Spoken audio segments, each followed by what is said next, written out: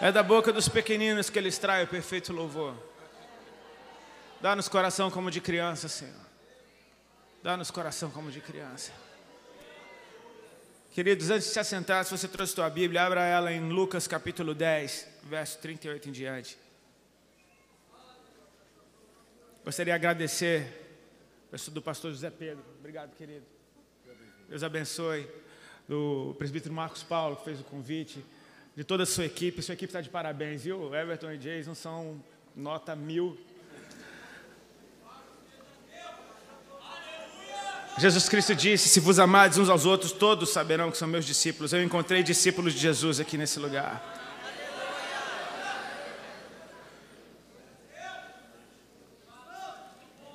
Amém? Lucas 10, verso 38 em diante. Indo eles de caminho, entrou Jesus num povoado, e certa mulher chamada Marta hospedou-o na sua casa. Tinha ela uma irmã chamada Maria, e esta quedava-se assentada aos pés do Senhor a ouvir-lhe os ensinamentos. Marta agitava-se de um lado para outro, ocupada em muitos serviços. Então se aproximou de Jesus e disse: Senhor, não te importas de que minha irmã tenha deixado que eu fique a servir sozinha? Ordena-lhe, pois, que venha ajudar-me. Respondeu-lhe o Senhor: Marta, Marta, andas inquieta e te preocupas com muitas coisas. Entretanto, pouco é necessário, ou mesmo uma só coisa. Maria, pois, escolheu a boa parte, e esta não lhe será tirada. Glória a Deus pela tua palavra, Pai. Libera esse poder maravilhoso, revelador, libertador. Limpa-nos pela tua palavra, Senhor. Pode se assentar, querido. Fique à vontade.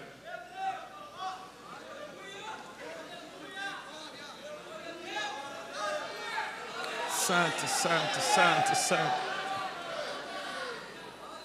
Que noite gostosa. Meus irmãos, a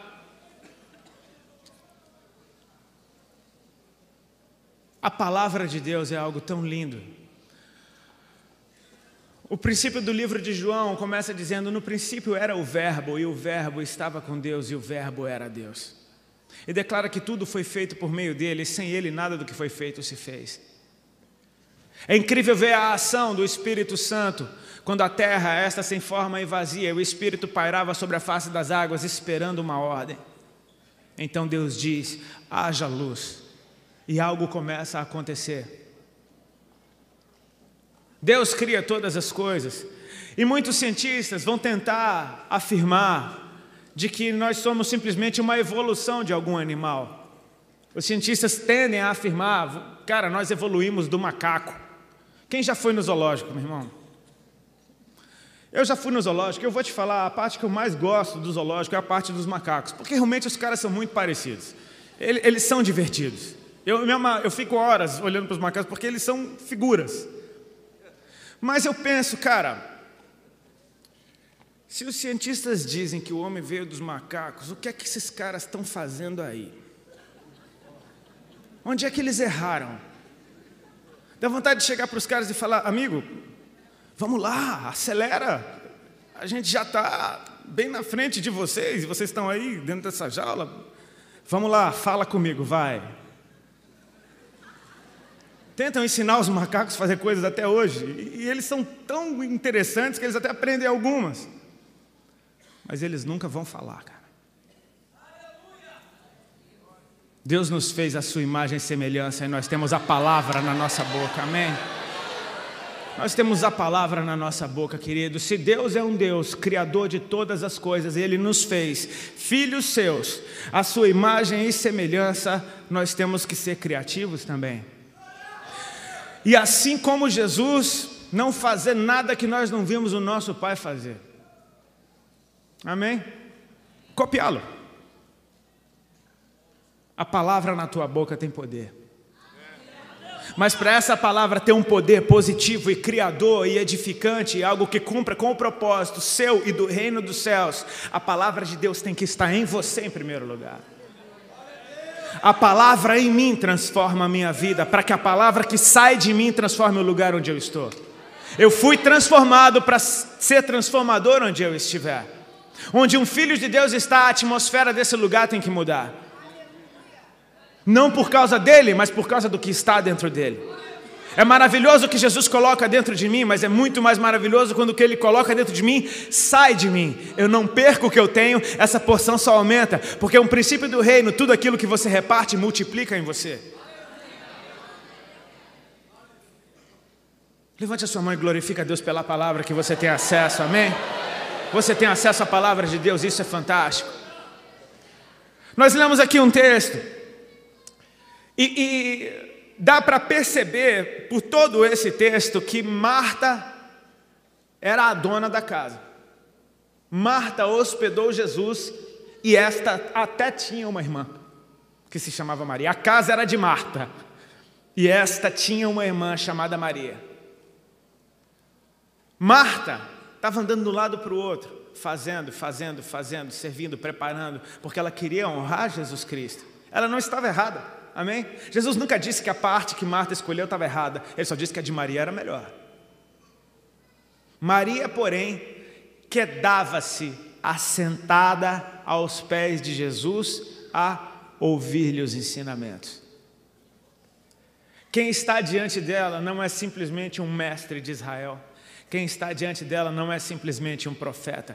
Quem está diante dela não é um homem sábio com palavras inteligentes. Quem está diante dela é a própria palavra de Deus que se fez carne, cheio do Espírito Santo. E aquelas palavras de Jesus tinham... Meu Deus do céu, imagina você naquele tempo vendo Ele falar, ouvindo Ele falar, vendo a boca dele se mexer, aquelas palavras atingindo o teu coração. Palavras tão poderosas que fizeram um pescador experiente ir pescar na hora que ninguém pesca. Falando, Senhor, havendo pescado a noite inteira, nada apanhei, mas por causa da Tua palavra, eu vou... Pedro ficou tão viciado na palavra de Deus que quando Jesus vem andando sobre as águas e todos tiveram medo, inclusive ele fala, ok, esse fantasma que todo mundo está dizendo que é um fantasma, está dizendo que é o mestre. Deixa eu saber se é ele mesmo. Se és tu, manda-me ir ter contigo por cima das águas, ou seja, libera uma palavra. Eu vi algo esses dias fantástico, cara. Pedro não simplesmente andou sobre as águas, ele andou sobre a palavra que Deus deu. Jesus Cristo disse, vem, opa, esticou o tapete, Pedro começa a andar. Quando Jesus dizia as palavras difíceis, que muitos abandonavam, quem pode ouvir um discurso duro como esse? Come a minha carne, bebe o meu sangue. Jesus vira para os dois e diz, vocês não vão embora também? Pedro concorda que ele não entendeu nada, ele diz, Senhor, para onde nós iremos? Só Tu tens as palavras de vida eterna. Não são simplesmente palavras que dão esperança, são palavras que provocam vida em quem as ouve.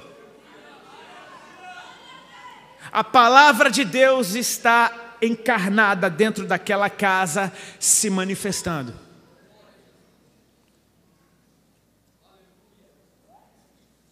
Maria escolheu a melhor parte,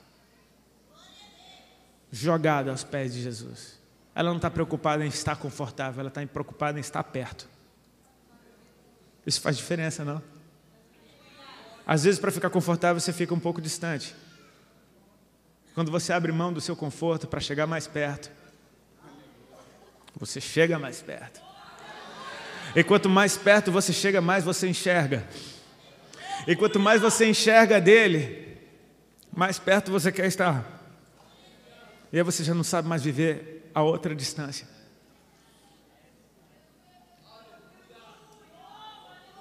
O que fascina Jesus Cristo, meu irmão, não são simplesmente atos de justiça ou demonstrações de zelo. O que fascina Jesus é uma igreja fascinada por Ele. É uma igreja que abre mão de qualquer coisa para ouvir Ele falar. É uma igreja que faz o possível e o impossível, tudo que tiver ao seu alcance para estar perto dEle, mais perto possível, ouvindo Ele falar. Aquela mulher está fascinada olhando Jesus falar. E Jesus está fascinado vendo ela fascinar. O relacionamento que Deus quer com seus filhos é de amor, querido. Amor puro, amor ágape, amor sacrificial. Nós o amamos porque Ele nos amou primeiro. Amém?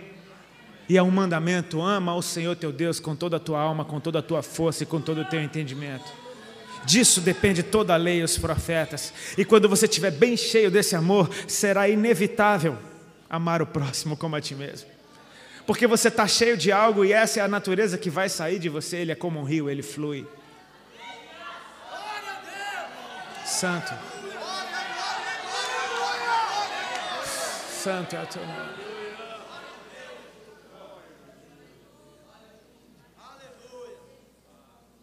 Eu entreguei minha vida para Jesus há 11 anos atrás. Eu acho interessante o jeito que o Senhor faz. Ele esperou eu realizar todos os meus sonhos de adolescente. Eu sonhei, como todo adolescente sonha. Um sonho em ser jogador de futebol, em jogar no Barcelona. Outro sonho isso e aquilo. Eu sonhei em ser cantor de uma banda de rock. E chegava a achar que era uma bênção o que eu tinha conseguido, porque a gente sabe que não é fácil alcançar esse lugar ao sol.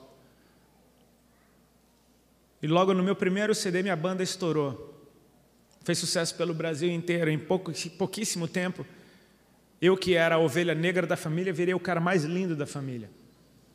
Eu que era o bicho mais feio da escola, fiquei gato. Que não tinha muitos amigos, fiquei extremamente popular. Sabe, a coisa vira. Sonhos de adolescente, cara. Quem não quer ser popular, quem não quer ser bonito, quem não quer ser atraente, quem não quer ser o cara legal, quem não quer ser aquele que todo mundo quer ser amigo, quem não quer ser aquele que as meninas apontam e dão um sorrisinho, quem não quer ser aquilo. Eu nunca fui. E de repente eu virei. Eu não deixei de ser quem eu era. Mas eu realizei meus sonhos, eu comecei a investir nesses sonhos e seguir minha carreira. O interessante, pessimamente interessante, é que eu cantava o que eu vivia. Música para mim era um registro da minha vida. E eu cantava o que eu vivia. Numa loucura que eu cheguei a registrar em música coisas que você não conta para ninguém. Eu coloquei isso na boca dos jovens. E uma geração se identificou porque o que eu fazia nada mais era do que ser o cronista de uma geração, de uma fase da vida. Então os adolescentes ouviam o que eu cantava e se identificavam, falaram: cara, essa é a minha vida. Só que existe um princípio naquilo que você canta, você atrai o que você adora. Eu creio em algo, querido, música é adoração, amém? Toda ela. Porque ela foi criada por Deus, ela não foi criada pelos homens. Ela já existia no céu antes da terra ser formada. A música tem esse poder, ela atrai o que você adora. Se você ouve uma música depressiva, você fica deprimido. Se você ouve uma música que fala de violência, você fica irado. Se você ouve uma música de quem foi traído, você começa a desconfiar. E se você começa a cantar que Deus é santo e que toda a terra está cheia da sua glória, sabe o que acontece? É um princípio. Se eu não me engano, é o Salmo 115 que fala das imagens de escultura. Tem pés, mas não andam, mãos, mas não apalpam, olhos, mas não veem, boca, mas não falam, nariz, mas não cheiram. Tornem-se semelhantes a eles os que neles confiam. Deus quer que você o adore, meu irmão. Não porque Ele é vaidoso e precisa da tua adoração para Ele ser mais Deus do que Ele é. É para que você se torne mais parecido com Ele. É de glória em glória que nós somos transformados e a glória está na presença. E a presença vem quando você o adora. Adoração não é simplesmente música, ela é centralizar Jesus. É um estilo de vida. Quando Ele é o centro, você é um adorador que adora em espírito e em verdade. Você é aquele que o Pai procura. Uma vez eu vi um pastor amigo meu falar algo lindo. Ele disse: se você quer encontrar Deus, se torne aquele quem Ele procura, o encontro vai ser muito mais fácil. Eu não sabia de nada disso. Mas eu experimentava isso na minha carne, porque quanto mais eu cantava de drogas, mais drogas eu usava. Quanto mais eu cantava sobre sexo, mais sexo eu praticava. Quanto mais eu cantava de loucura, mais loucura eu tinha. E quanto mais eu tinha, mais eu cantava. E quanto mais eu cantava, mais eu tinha. E quanto mais eu tinha, mais eu cantava. E era um ciclo. O que sustenta tudo isso é uma indústria que ganha dinheiro na tua destruição e uma estrutura espiritual das trevas de idolatria. Homem nenhum tem estrutura para ser adorado. Nós fomos feitos para dar adoração. Nós não fomos feitos para ser louvados, nós fomos feitos para dar louvor. Toda vez que você louva, adora e dirige isso para algo que não é Deus, algum espírito maligno se coloca ali para receber essa adoração. Então você, inevitavelmente, começa a ser usado pelas trevas, sem saber o que você está fazendo. Satanás, ele é legalista, mas ele é sujo. Ele não quer saber se você sabe o que você está fazendo. Ele vai te usar, vai chupar a laranja e vai cuspir o bagaço. No ano de 2000, eu comecei a entender que eu tinha virado um bagaço. Eu estava namorando já com a minha esposa, que vocês conheceram aqui. Ela era uma menina que eu conheci aos 15 anos de idade, quando ela tinha 15 anos de idade. E ela veio de uma família cristã que estava desviada. Ou seja, ela conhecia alguma coisa da palavra de Deus, ela sabia que Jesus Cristo era o Senhor e tudo, mas ela não via ninguém seguir Jesus na casa dela, então ela não seguia também.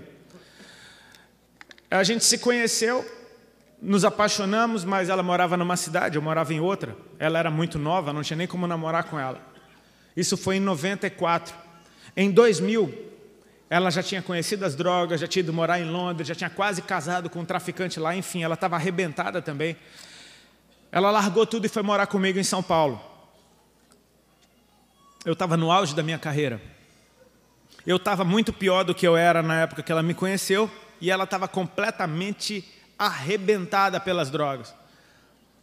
Você junta um drogado com outro e a mistura é explosiva, fica muito pior os dois.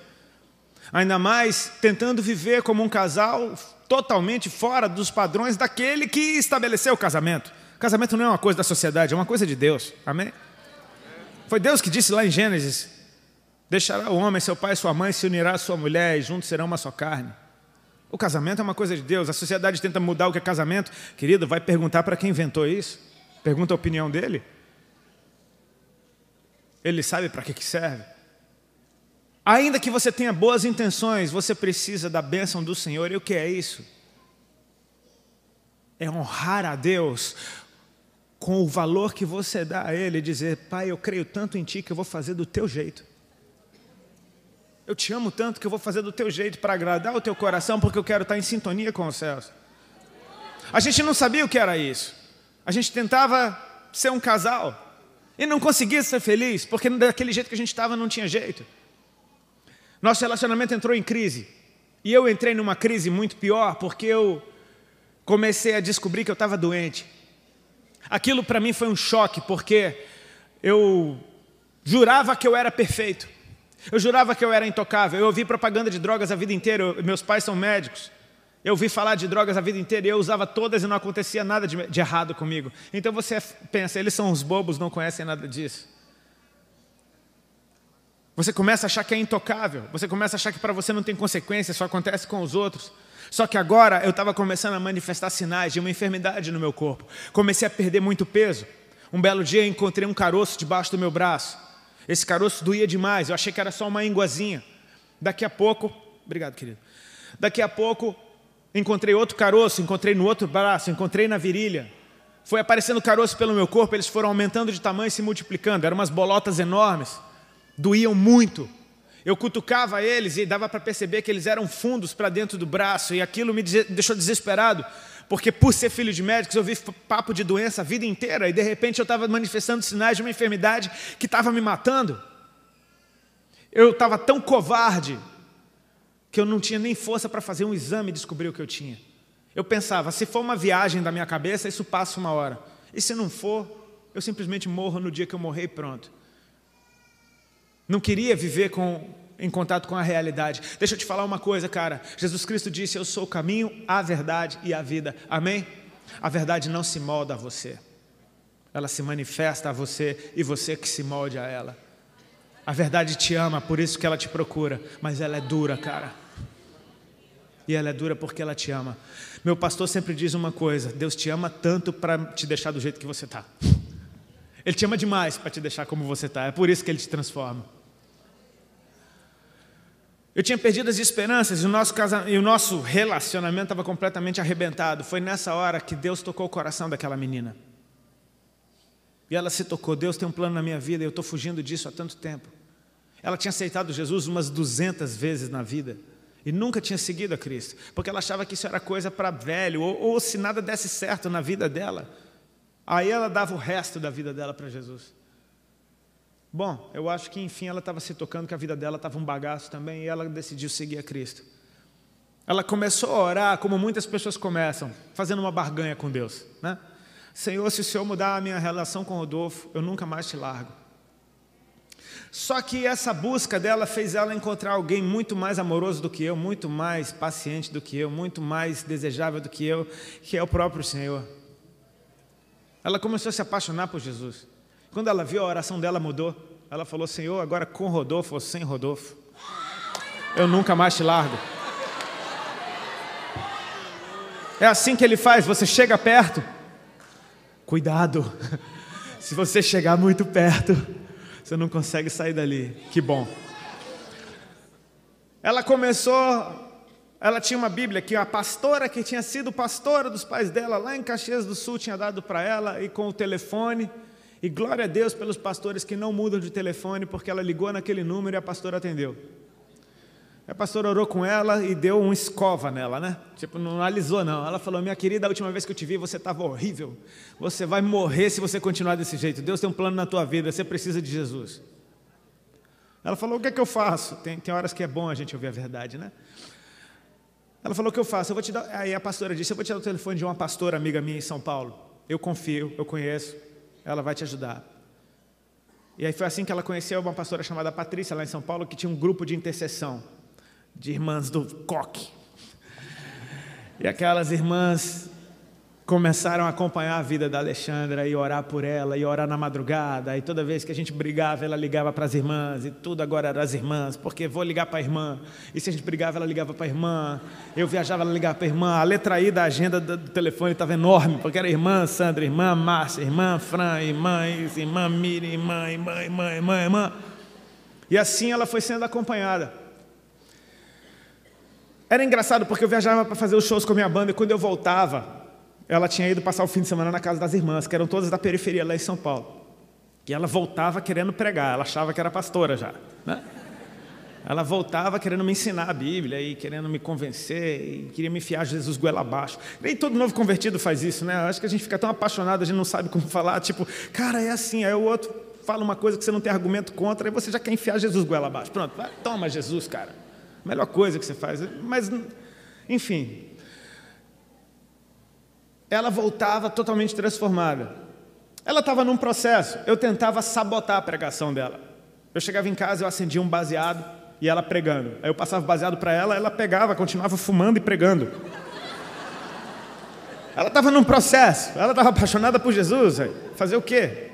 Era uma maconheira apaixonada por Jesus. Estava num processo. Um belo dia ela chega com a notícia, a coisa foi ficando mais intensa, e ela chegou com a notícia: amor, as irmãs vão vir aí. Até então as irmãs era só no telefone, pareciam personagens, eu nunca tinha visto, era só de dentro do telefone. E ela ia para a casa dessas irmãs no fim de semana. Daqui a pouco ela diz: elas vão vir aí. Eu falei: quando? Ela: segunda-feira. Tá bom, né? Pensei: segunda-feira vou pegar o carro, vou para o Guarujá, vou pegar a onda, não vou ficar aqui, tá louco, não quero saber de crente. Ela falou: não, é uma campanha, são 7 segunda-feira. Eu falei: meu Deus, o que eu vou fazer 7 segunda-feira? Enfim, as irmãs vieram, eu fugi.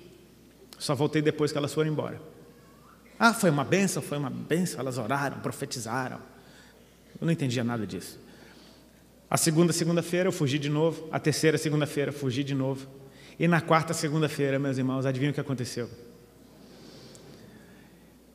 Mas por que eu fiquei? Porque eu estava fumando, eu esqueci que elas vinham e fiquei. Ou seja, quando chegaram as irmãs, eu estava completamente chapado.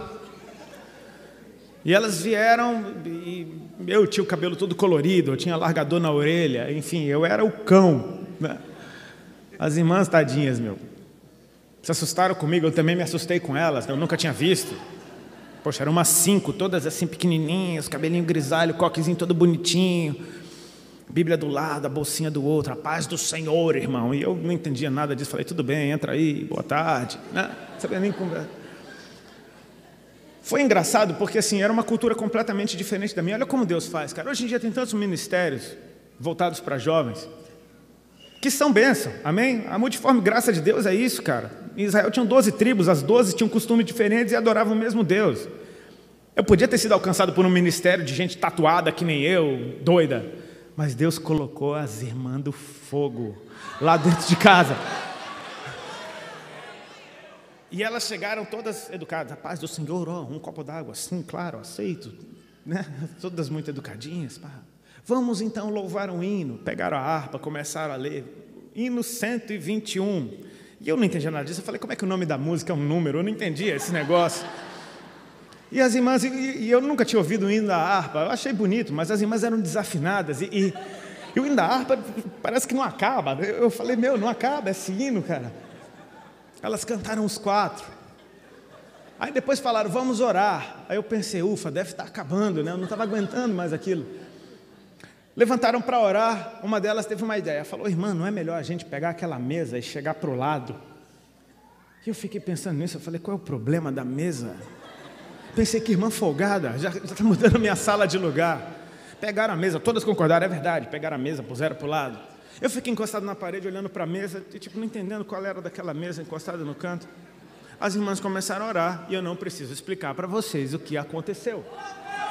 Amém? Na primeira sapatada que a irmã deu no chão, uma rajada de língua, eu tomei um susto tão forte. A maconha que eu tinha fumado passou o efeito na hora, deu um choque de adrenalina. Eu fiquei em pânico, meu coração acelerou. Eu fiquei com o coração acelerado, desesperado. Eu nunca tinha visto ninguém orando em línguas. Daqui a pouco as irmãs se transformaram. Os coques foram embora. Chinelinho por um lado, as irmãs voando, correndo pela casa. Eu falei, meu Deus, que elasticidade. Que energia. Fiquei em pânico. E a Alexandra só pensando, depois eu explico. Eu estava em pânico. Uma delas veio na minha direção que nem uma locomotiva. Chegou na minha frente e sem o menor Alisabel, sabe o Alisabel que a galera usava antigamente? E aquele menor tipo, oi querido, amado. Ela chegou direto assim, com a voz de quem está cheia do Espírito. O irmão já aceitou Jesus? Desse jeito. Eu já estava morrendo de medo. A irmã ainda chega e dá uma dessa, tipo bope, chegou enquadrando. Eu falei, já? Tipo, medo. Aí a Alexandra estava do lado e falou, quando? Eu, não sei. A irmã falou, você quer aceitar Jesus? Eu falei, quero. Ela fez aquela oração comigo. Eu entreguei minha vida para o Senhor, pedindo perdão pelos meus pecados, reconhecendo que eu era um pecador, que Ele era Deus, meu Senhor e Salvador, e enfim. Ela deu glória a Deus, elas deram as mãos, oraram na sala e foram embora. Eu não entendi nada. Eu pensava, crente só pensa em dinheiro. Elas não me pediram um centavo, eu não estou entendendo nada. Essa é minha esposa. Estou falando de você, amor.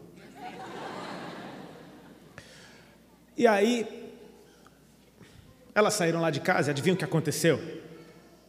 Caiu um raio e eu virei crente. Não, querido, é um processo. Elas foram embora, eu dei glória a Deus que elas tinham ido embora. Eu acendi um baseado enorme, eu imitei elas pulando no meio da sala.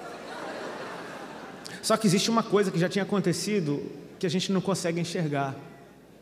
O meu nome tinha sido escrito no livro da vida.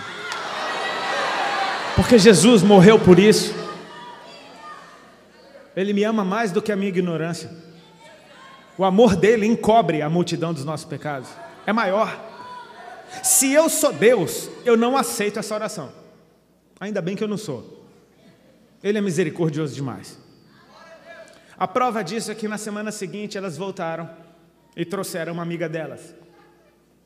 As irmãs conhecem que existe sempre a hierarquia, né? Tem a irmã das irmãs, né? A irmã para a qual as irmãs pedem oração. Elas trouxeram essa. E era uma mulher de Deus. É até hoje. cheia do Espírito Santo e cheia da autoridade. Ela chegou meio Marta lá em casa, tipo assim, ó, vamos ler o texto tal, vamos cantar o hino tal, e quem vai cantar é aquela irmã ali, porque o manto está com ela. Já chegou mandando. E mesa para o lado, e as irmãs entraram no replay, tudo bem. Fogo caiu, eu já estava tranquilo, eu já não estava mais com medo. Eu falei, não, elas são assim, nem me assustei, fiquei de boa ali no meu canto, encostado na parede, fingindo que estava orando enquanto elas corriam. E essa veio na minha direção. Eu pensei, toda vez vai ser isso, tudo bem, alguém vai vir orar por mim. Então, tudo bem, normal, fiquei lá paradinho. Ela veio, botou a mão na minha cabeça e começou a orar por mim. Ficou orando em línguas. Abaixou a mão até a minha barriga. E continuou orando em línguas. Daqui a pouco ela abriu os olhos e falou assim, sem drama. Essas palavras ela me disse. Irmão Rodolfo, o Senhor Jesus está mandando te dizer que nessa tarde Ele está te curando de um câncer no teu estômago para você saber que Ele é Deus, que Ele te ama e que Ele tem uma obra para fazer na tua vida. E você pode glorificar a Deus com tudo que você tem.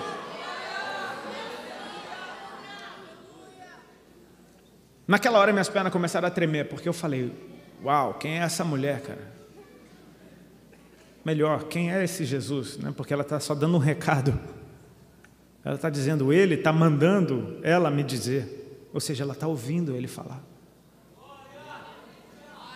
Quão perto ela chegou dele? Para ela ouvir Ele falar algo tão específico. Ele está mandando te dizer que está te curando de um câncer no estômago. Para que você saiba que Ele é Deus, que Ele te ama e que Ele tem uma obra para fazer na tua vida. Queridos, para resumir, eu tinha um avô que tinha morrido de câncer de estômago, 2 tios que tinham morrido de câncer de estômago, 2 tias, filhas desse avô que tinham arrancado um seio por causa de câncer. Eu tinha uma dor de estômago há mais de 2 anos. Eu estava perdendo peso há muito tempo e há mais ou menos uns 8, 9 meses eu estava cheio daqueles caroços espalhados pelo corpo. Eu comecei a ligar uma coisa na outra e falar, cara, faz todo sentido. Só que até então, tudo bem, né? Ele me ama, Ele está me curando, ok. Deus opera além do teu controle, porque Ele está no controle.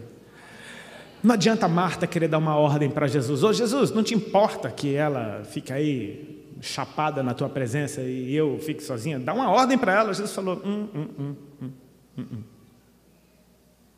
Muito pouco é necessário, Marta. Aliás, uma coisa só. Repete comigo, uma coisa só. E ela escolheu a boa parte, não lhe será tirada, amém? Aquela mulher me deu aquele recado. E o que aconteceu depois daquilo? Naquela tarde, meu estômago parou de doer. Em 3 dias, todos os caroços que eu tinha no corpo desapareceram. A partir daquele dia, eu comecei a engordar. Em mais ou menos 3 a 4 meses, eu ganhei 19 quilos. Querido, eu não precisava de mais nada para saber que Deus é Deus. Mas eu precisava conhecer Ele. Porque eu tinha conhecido um toque, eu tinha conhecido uma experiência. Uma experiência que me chamou a atenção. É um sinal, Deus manifesta sinal, Ele é Deus de sinais e maravilhas. E os sinais servem para te apontar uma direção. Os sinais seguirão aqueles que creem. Os sinais acontecem no caminho para te falar que você está no caminho certo, ou para te falar, você está no caminho errado. É como uma placa na estrada, aquelas placas que tem uma seta assim, elas estão dizendo, tem uma curva fechada à direita. Se você ignora o sinal, você vai perceber que na frente o sinal estava falando a verdade, e você vai perceber isso arrebentando sua cara no muro. Se você dá valor para o que o sinal está te falando, você freia o carro, você vira o volante e você prossegue no caminho que o sinal te indicou. O sinal não tem o poder de frear o seu carro, ele não tem o poder de virar o volante do seu carro, ele só tem o poder de te avisar. Aquele sinal chamou a minha atenção para o céu e a partir dali eu comecei a querer conhecer Jesus. Onde Ele está? Ele está na palavra, Ele está na presença. Onde é que Ele está sendo cultuado? As irmãs me levavam, agora eu estava andando com as irmãs. Era para cima e para baixo, eu ia no culto, tinha culto segunda, terça, quarta, quinta, sexta, sábado, domingo eu fazia show. Mas acontece que toda vez que eu entrava naquele lugar, igreja simples, da periferia, A palavra de Deus parece que era direta para mim, parece que não tinha nada além de mim naquele lugar, parece que só tinha eu ali. E eu chorava, e eu sentia o amor de Deus fluindo, e aquilo entrava dentro de mim, e eu ia sendo transformado. E sabe, nenhuma daquelas mulheres me mandou parar de usar droga, nenhuma delas me mandou parar de fazer nada. Inclusive as igrejas mais do estreito que eu ia, porque todas aquelas irmãs eram daquelas igrejas, tinha igreja que era homem de um lado, mulher do outro, igrejinha minúscula, e a gente ia. E minha mulher tinha o cabelo vermelho, toda doida, e eu todo tatuado, e a gente ia, assustava os irmãos tudo. Sabe o que os pastores falavam para mim, cara? Você acha que eles olhavam para minhas roupas? Eu me lembro do pastor Nivaldo, ele dizia assim para mim: filho, você é bem-vindo nesse lugar. A obra na sua vida, quem vai fazer é o Espírito Santo. Continua. Era essa a palavra que Deus falava através daqueles homens e mulheres de Deus. Continua, permanece, permanece, permanece, permanece. Hoje eu vi um Twitter do meu pastor que dizia assim: para você subir no monte do Senhor, você tem que buscar. Para você permanecer, você tem que renunciar. Isso é uma verdade, porque agora eu saía dos cultos feliz da vida. Eu me lembro de um culto especial, eu estava chorando, cheguei no carro, peguei a carteira de cigarro, acendi o cigarro chorando, dando glória a Deus. Eu olhava para aquele cigarro e falava: cara, não tem nada a ver. Isso não tem mais nada a ver. Eu parei de usar droga, sabe como? Fumando um baseado e tentando ler a Bíblia ao mesmo tempo. E eu não conseguia ler a Bíblia. E era o último baseado que eu tinha. Eu tinha acabado de noivar. Um mês depois, a gente botou uma aliança no dedo e falou: estamos noivos, vamos casar, que as irmãs mandaram. As irmãs não mandaram, elas falaram: filho, olha, você não acha? E cara, eu estava tão apaixonado por Jesus, eu comecei a ver que mulher maravilhosa que eu tinha dentro de casa. Eu falei: cara, é isso mesmo, eu vou casar. Eu comprei as alianças, enfiei no dedo, não sabia nada de noivar. Eu noivei mesmo, vai, toma aí, bota uma aliança no dedo e vamos. Inocente, sabe? Mas Deus se move pela intenção do teu coração, cara. É pela motivação do teu coração. Já estou terminando, tá? Eu não vou tomar o tempo, vai ter um pregador que vai trazer uma palavra forte para a tua vida.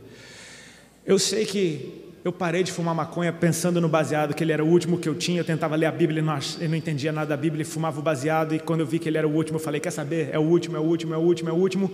Parei de fumar, fumando.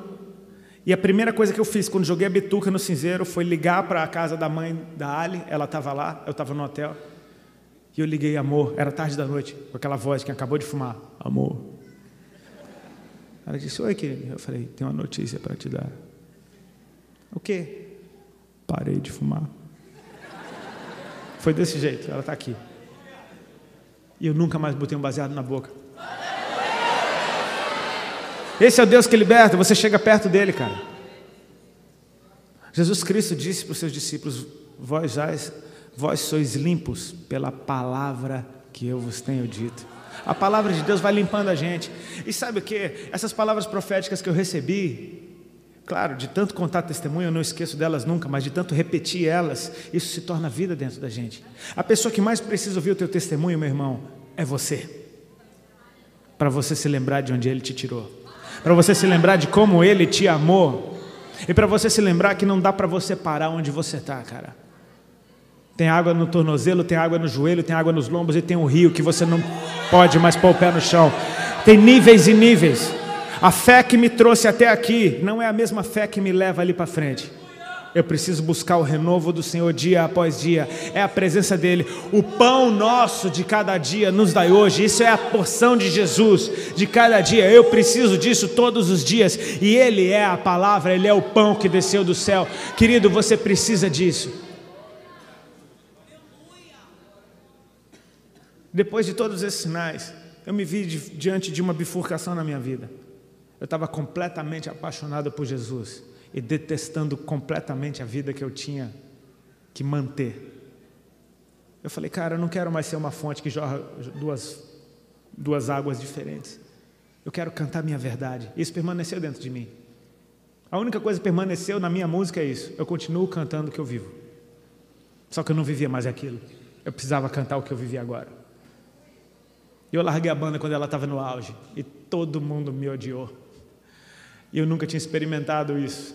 Meus pais, meus familiares achando que eu estava louco, meus amigos me abandonando, meus companheiros virando inimigos e os fãs que me amavam me odiando. E a mídia que me paparicava me criticando. Poxa, parece que a gente ficou só, eu e a Ali. Só que nessas horas tem um versículo que eu repito ele onde eu vou. Quando Jesus, dando o sermão das bem-aventuranças, ele diz: bem-aventurados sois vós, quando vos perseguirem, injuriarem e mentindo fizerem todo mal contra vós. Grande é o vosso galardão, porque assim eles fizeram com os profetas que vieram antes. A palavra de Deus me confortava. Você percebe que a palavra ela está em tudo? Ela vai dando o caminho. Ela não volta vazia. Deus não vai contra a sua palavra. O que Ele liberou, Ele faz. E Ele não vai fazer nada se Ele não avisar antes seus servos os profetas.